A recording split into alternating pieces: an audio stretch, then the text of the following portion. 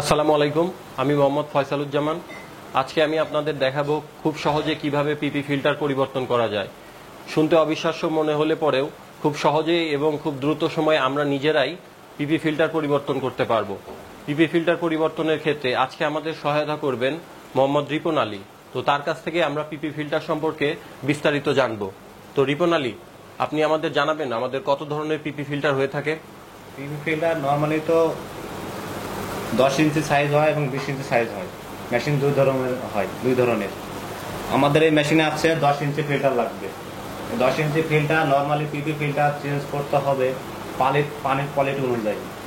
পানিতে অনেক সময় ময়লা আসে এবং পানি ফ্রেশ আসে, এই জন্য নর্মালি পিপিটা আমরা যদি নিজে চেঞ্জ করি 1 থেকে 1.5 মাসের মধ্যে পিপিটা চেঞ্জ করলে মেশিনটা ভালো থাকবে এবং অন্যান্য ফিল্টারগুলো অনেক ভালো থাকবে। পানির সামনে থেকে পিপি, দ্বিতীয় থাকে বক্স কার্বন, তৃতীয় হচ্ছে নেট কার্বন।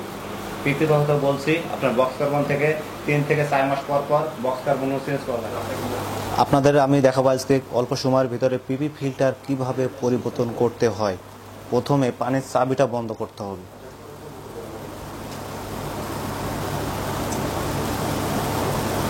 পানির চাবিটা বন্ধ করার পরে আপনার ইলেকট্রিক লাইনটা বন্ধ করতে হবে। বন্ধ করার পরে আপনার ফিল্টার চেঞ্জ করার জন্য একটা চাবি লাগবে, চাবি ব্যবহার করতে হবে। আপনি হাত দিয়ে কখনো খুলতে পারবেন না, প্রেশার থাকে, টাইট হয়ে যায়। এজন্য পরিবর্তন করতে হলে একটা চাবি লাগবে। আপনার চাবিটা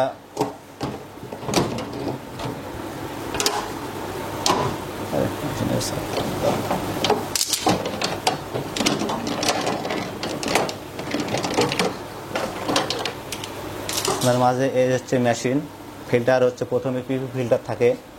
আমি খুলে আপনাদের দেখাবো এখন। তার আগে একটা ছোট কাপড় দিয়ে নেব, যেন পানি যেন নিচে যেন না পড়ে।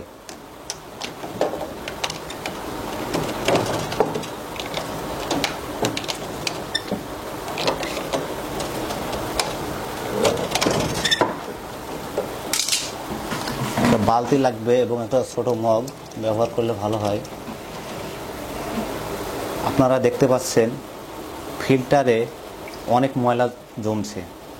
1 ইঞ্চি প্রায় কাদা পড়তেছে, দেখেন ফিল্টারে অনেক কাদা এবং ময়লা।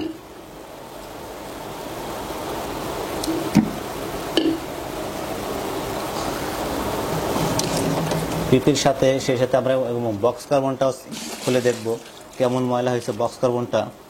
বক্স কার্বনের ভিতরে অনেক ময়লা জমছে।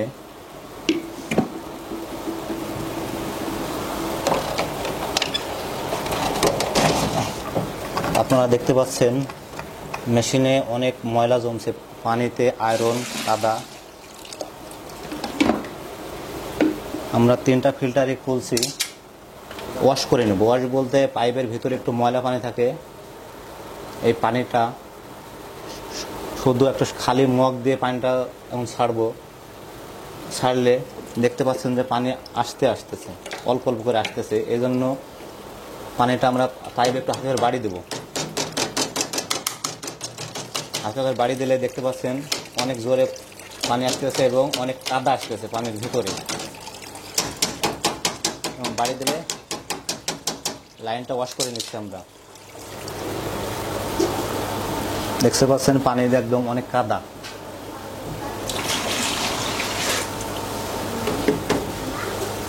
আমরা পাইপে বাড়ি দিলে অনেক ময়লা পানি বেরিয়ে এসেছে। এটা যদি না ওয়াশ করি, সরাসরি যদি ধুয়ে লাগাই দিই, তাহলে 1 মাসের যে ময়লা, সেই ময়লাটা সরাসরি সঙ্গে সঙ্গে ফিল্টার লাগালে জমে যাবে। পাইপটা ওয়াশ করলে পরিষ্কার পানি আসতেছে। এটা ফিল্টার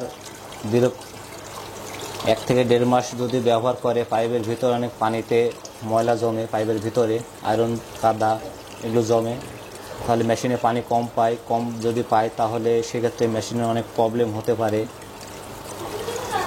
এজন্য আমরা দেখতে হবে পানি যেন মেশিনে পর্যাপ্ত পরিমাণ পায়, যতটুকু পানি প্রয়োজন অতটুকু যেন পানি পায়। মোটামুটি ক্লিয়ার হয়ে গেছে। এখন ওটা হাউজিং ওয়াশ করব, ভিতরে অনেক ময়লা কাদা জমছে।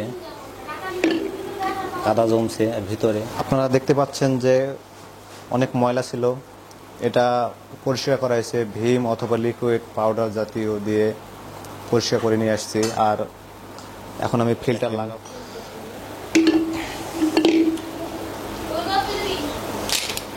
প্রথমে এটা 10 ইঞ্চি পিপি ফিল্টার, এটা সাইজ ছোট বড় আছে, মেশিনে 10 ইঞ্চি ফিল্টার লাগবে।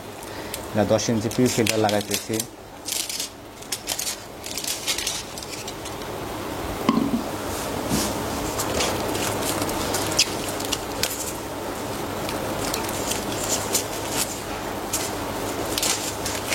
এটা বক্স কার্বন ল্যানসেনের টায়নের, অনেক ভালো একটা বক্স কার্বন।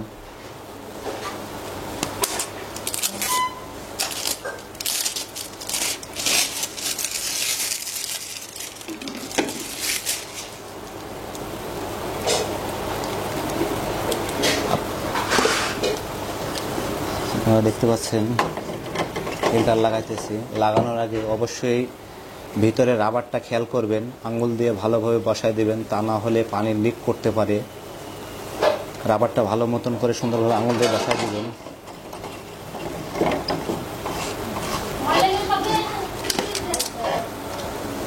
হাত দিয়ে টাইট দেওয়ার পরে রেঞ্চ নেবেন, রেঞ্চ নিয়ে বাম হাতে মেশিনটা ধরে ডান হাত দিয়ে টাইট নেবেন।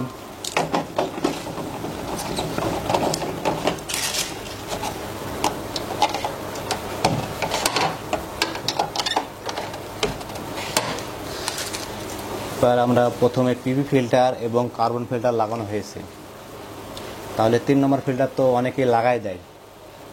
যদি লাগাই, যে কার্বন ফিল্টারের যে কালিটা আছে, কালিটার সঙ্গে সঙ্গে মেমব্রেনে চলে যেতে পারে। তাহলে আমরা কি করতে হবে, পানি লাইন ছাড়বেন, ছাড়ার পরে আমরা কার্বনের কালিটা ওয়াশ করে নেব। কালিটা যেন মেমব্রেন ফিল্টারের জন্য না যায়। আপনারা দেখতে পাচ্ছেন যে কি পরিমাণ কার্বনে কালি বেরোইতেছে। কালিটা, এই কালিটা যদি আমরা ওয়াশ করে নিই এবং পানিটা কিছু পানি যদি ফেলাই দিই 3 নম্বর হাউজিং থেকে, তাহলে পানিটা পরিষ্কার হয়ে গেলে মেমব্রেনটা ব্লক হবে না। এখন আপনারা দেখতে পাচ্ছেন পানিটা আস্তে আস্তে ক্লিয়ার হয়ে গেছে, কার্বনে কালিটা ওয়াশ হয়ে গেছে। এখন আমরা ইলেকট্রিক লাইনটা বন্ধ করব। ইলেকট্রিক লাইনটা বন্ধ করব।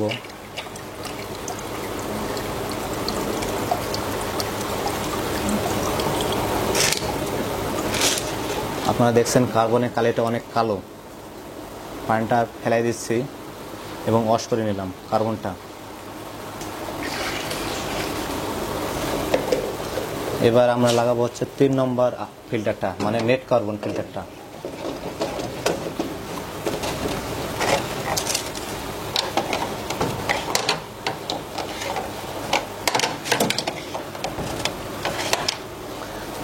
মোটামুটি কাজ ওকে, ফিল্টার পরিবর্তন করা হয়ে গেছে। আপনারা দেখছেন এখন মেশিন রানিং করলাম, কোনো জায়গায় কোথাও থেকে লিক করতেছে নাকি এটা আমরা দেখব। এখন চেক করতেছি।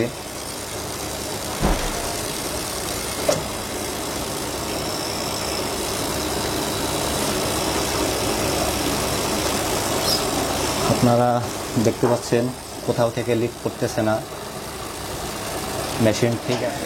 আপনারা দেখতে পাচ্ছেন আমরা মেশিনের ঢাকনাটা লাগাই দেবো। এখন লাইনের রড আর পানির টিডিএস কত,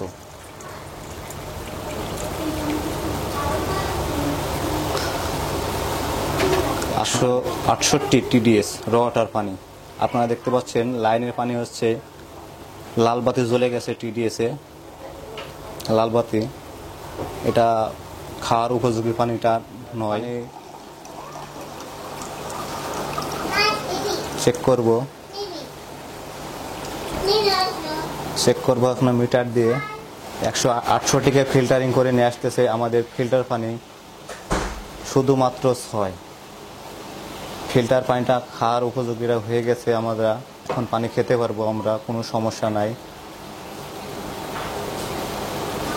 এখন পানিটা আমি খাবো।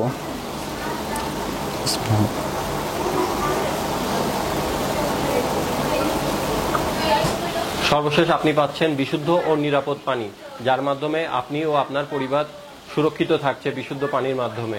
ধন্যবাদ আমাদের সঙ্গে থাকার জন্য।